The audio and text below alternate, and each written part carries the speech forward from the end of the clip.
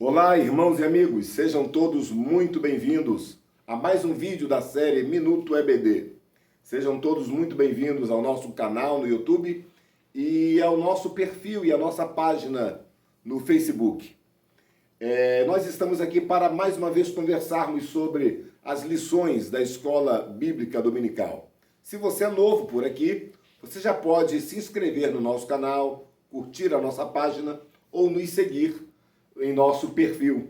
Não esquece de dar um like neste vídeo, caso você goste, e mesmo também fazer um comentário, pois tudo isso nos ajuda. Se possível, e você querendo também, compartilhe este vídeo para mais pessoas. Eu quero, inclusive, aproveitar e mandar um forte abraço para os nossos irmãos de Minas Gerais. O nosso irmão Adriano nos contactou esta semana e disse que estes vídeos possui uma grande relevância para ele e para os irmãos lá de Minas que têm acompanhado. Então, a paz do Senhor para todos os irmãos de Minas Gerais. Hoje, nós vamos conversar sobre a lição de número 6, a teologia de Elifaz. Só os pecadores sofrem? Esta ou este é o título da nossa lição. A intenção deste vídeo não é dar uma aula, pois esta aula você terá no próximo domingo aí na sua igreja, com o seu professor. A intenção deste vídeo é apenas fornecer para você alguns subsídios, alguns argumentos que vão te auxiliar na preparação da aula, vão te auxiliar nas argumentações ou mesmo no entendimento da lição. Pois bem, Elifaz é um dos 3 amigos de Jó, sendo o primeiro a falar algo após a fala de Jó, que nós estudamos na lição de número 5. E a Bíblia diz que Elifaz começa a falar acerca do que ele entendia sobre todo aquele quadro, sobre tudo que estava acontecendo na vida de Jó. Elifaz, ao falar, ele expressa o entendimento que ele possuía da teologia da sua época, o conceito teológico que ele possuía, ele expressa todo na sua fala. É por esta razão que o título da lição é A Teologia de Elifaz. Porém, a teologia de Elifaz, ela é tão dúbia, ela é tão incompleta, ela é tão inconsistente, que nos leva a pensar que faltam muitos argumentos sólidos e consistentes para que ela se firme como uma teologia correta. Nos leva a pensar que parece que alguém esqueceu de falar alguma coisa para Elifaz. Aliás, este é o título do nosso vídeo. Esqueceram de avisar para Elifaz. O que esqueceram de avisar para Elifaz? Quando lemos a leitura bíblica em classe, nós percebemos que existem muitas coisas. Eu relacionei pelo menos 5 coisas que esqueceram de avisar para Elifaz. E este vídeo é para nós conversarmos sobre estas 5 coisas que esqueceram de avisar para Elifaz. Logo, no primeiro versículo da sua fala, no caso versículo 2, Elifaz diz assim: sem tentarmos falar-te, enfadar-te-ás, mas quem poderá conter as palavras? Elifaz está dizendo que o momento é de crise, que o momento é de muita angústia, de muita preocupação, que a vontade de todo mundo era ficar calado. Mas se eles fossem falar, Jó ia acabar se cansando. Mas então ele replica: mas quem poderá ficar calado? A primeira coisa que esqueceram de avisar para Elifaz é que nós não devemos falar por impulso, principalmente nos momentos de crise. O conselho dos sábios é que a gente esfrie a cabeça, é que a gente fique calmo, é que a gente concatene aquilo que vai falar, para não falar bobeira, para não falar heresias, para não falar asneiras. Foi exatamente isso que aconteceu com Elifaz. Ele começou a falar de forma impulsiva e acabou cometendo erros. Esqueceram de falar para Elifaz que não devemos falar por impulso, principalmente nos momentos de crise. Uma outra coisa que esqueceram de falar para Elifaz é que todo pecado ocasiona sofrimento. Porém, nem todo sofrimento é consequência do pecado. Elifaz insistia em que se Jó estava sofrendo é porque ele era pecador. Mas não pecador no sentido do pecado original, como hoje nós entendemos, mas pecador no sentido de Jó ter cometido um pecado muito grave e por esta razão Deus estava punindo a Jó. Aliás, no título da nossa lição diz assim: a teologia de Elifaz, só os pecadores sofrem? Elifaz insistia em dizer que só quem peca contra Deus passa por sofrimentos. Esqueceram de avisar para Elifaz que todo pecado ocasiona sofrimento, mas nem todo sofrimento é fruto e consequência direta de pecados pessoais. Mas, afinal de contas, o sofrimento, qual é a fonte do sofrimento? Eu anotei aqui, são pelo menos 3 as fontes do sofrimento. Inclusive, este texto aqui do meu rascunho estará disponível nas descrições deste vídeo. Primeiro, sofremos pela soberania de Deus e como consequência do pecado original. Segundo, sofremos como forma de aperfeiçoamento da parte de Deus. Terceiro, sofremos como consequência, sim, de nossos pecados, que, no caso, é a lei da semeadura. E todos sabem que existem pelo menos 3 artigos importantíssimos na lei da semeadura.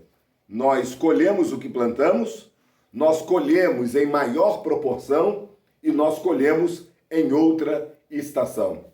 Esqueceram de avisar para Elifaz que todo pecado gera sofrimento, mas nem todo sofrimento é fruto do pecado direto e pessoal. Por conta de Elifaz falar de forma precipitada, a sua teologia era uma teologia precipitada.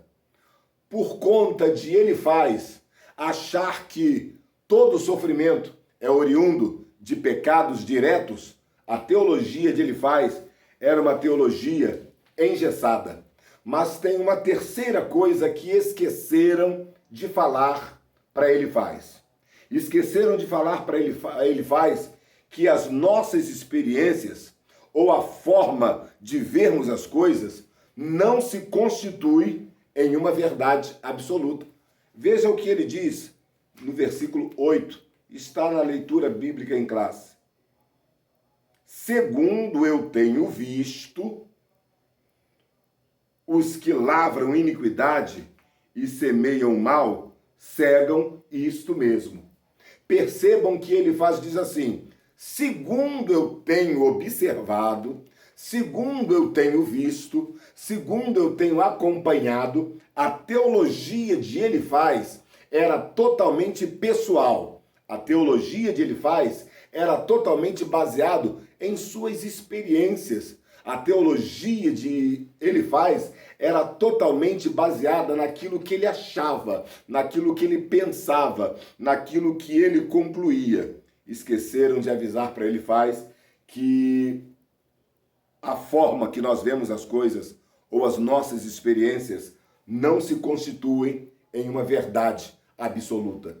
Eu posso achar de um jeito, mas na verdade existem outras maneiras de se ver a mesma coisa. Elifaz achava que somente a forma que ele via era a forma correta. Por esta razão, a teologia de Elifaz, além de ser precipitada, além de ser engessada, era também uma teologia pessoal. Quarta coisa que esqueceram de avisar para Elifaz.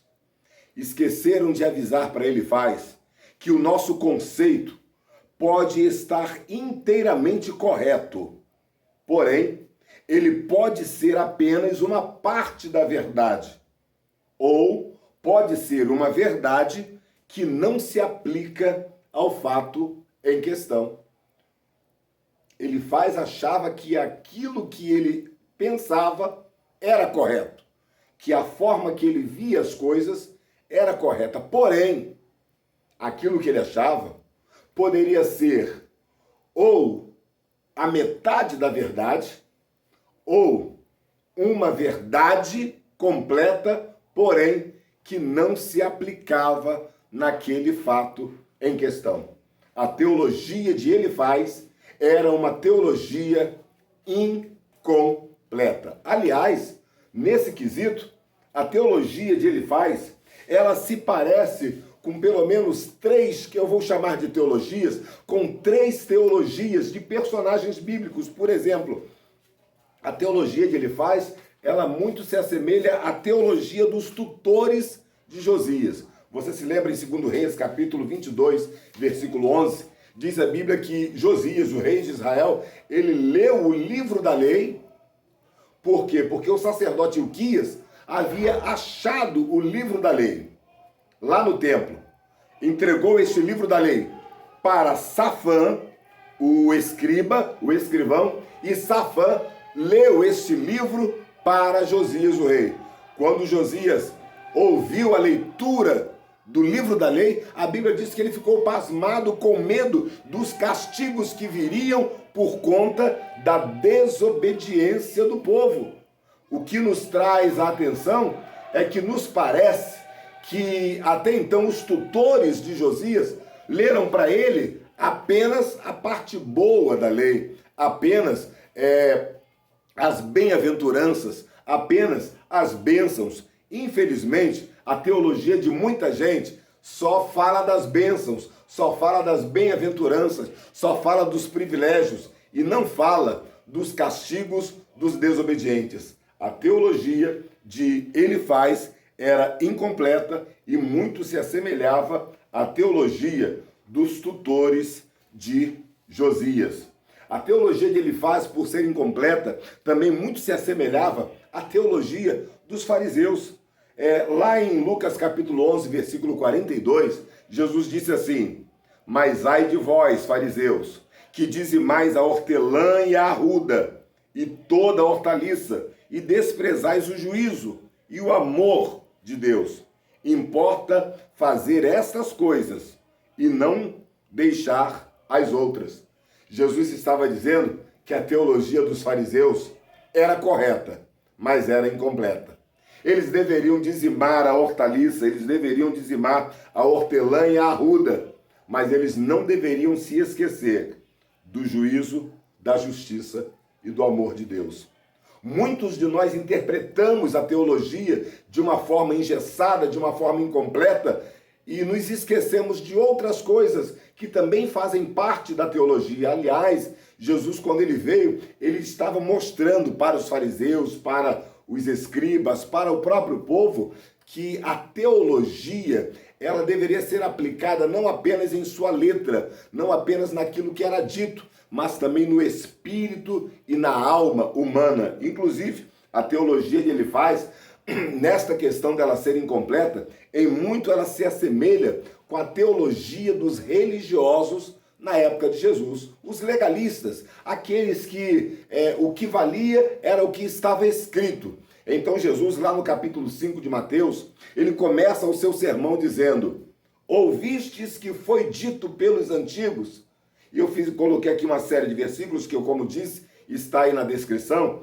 No versículo 21 de Mateus capítulo 5, não matarás. Jesus disse: ouvistes que foi dito pelos antigos, não matarás. Eu, porém, vos digo que qualquer um que se encolerizar contra o seu irmão sem causa, já é um réu do inferno. No versículo 27, ouvistes que foi dito dos antigos, não adulterarás. Eu, porém, vos digo, disse Jesus, qualquer um que olhar com olhos cobiçosos para uma mulher, já cometeu adultério com ela. Versículo 31, ouvistes que foi dito dos antigos, qualquer que deixar sua mulher, dê-lhe carta de desquite. Eu, porém, vos digo que qualquer que deixar sua mulher e divorciar-se dela, se não for por prostituição, está cometendo adultério. E qualquer que casar com a repudiada, também comete adultério. Versículo 33, ouvistes que foi dito pelos antigos,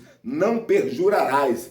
Eu, porém, vos digo, não jureis nem pelo céu, nem pela terra, nem por Jerusalém. Falai a verdade, sim, sim, não, não. O que passar disso é de procedência maligna. Versículo 38, ouvistes que foi dito aos antigos, dente por dente, olho por olho. Eu, porém, vos digo, amai aos vossos inimigos e fazei bem aos que vos aborrecem. Versículo 43, ouvistes que foi dito aos antigos, amarás aos teus amigos. Eu, porém, vos digo, amai a vossos inimigos. Em todo tempo, Jesus disse para os fariseus que a teologia deles era incompleta, igualzinho à teologia dos tutores de Josias, igualzinho à teologia de Elifaz.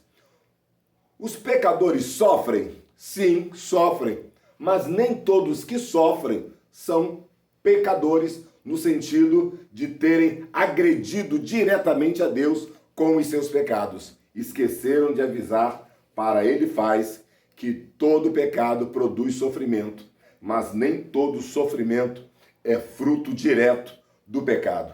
Uma teologia incompleta é porta aberta para heresias e para um procedimento, para um modo de vida fora dos padrões que agradam a Deus. Esqueceram de avisar para Elifaz uma quinta coisa, que quando tomamos por base tradições e experiências pessoais para a formulação de teses, temos que levar também em consideração as experiências alheias. Esqueceram de avisar para Elifaz que ele não era o único certo. Esqueceram de avisar para Elifaz que ele não era o único que recebia de Deus a revelação. Esqueceram de avisar para Elifaz que outras pessoas também recebiam de Deus a revelação, que outras pessoas também possuíam entendimento das Sagradas Escrituras. A grande questão naquele momento era por que Jó estava sofrendo. Jó começa a reclamar, amaldiçoa o dia, reclama do dia que nasceu, aí depois vem Elifaz e fala, Jó, você está sofrendo porque você pecou contra Deus. Esta foi a teologia de Elifaz. E nós acabamos de dizer acerca de 5 coisas que esqueceram de avisar para Elifaz. Esqueceram de avisar para Elifaz que a teologia dele era precipitada, porque ele falou de forma precipitada, de forma impulsiva. Esqueceram de avisar para Elifaz que a teologia dele era engessada, porque ele não entendia que o sofrimento também pode ser não por conta do pecado direto.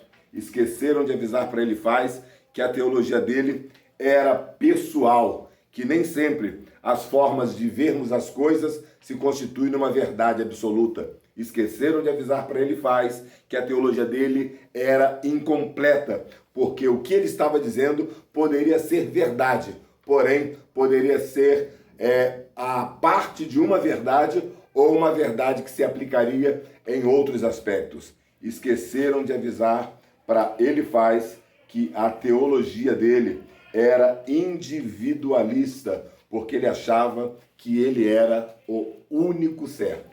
Então, é desta maneira que nós terminamos o nosso vídeo, falando acerca da teologia de Elifaz, o qual disse que somente os pecadores sofrem. Que este vídeo, que estas anotações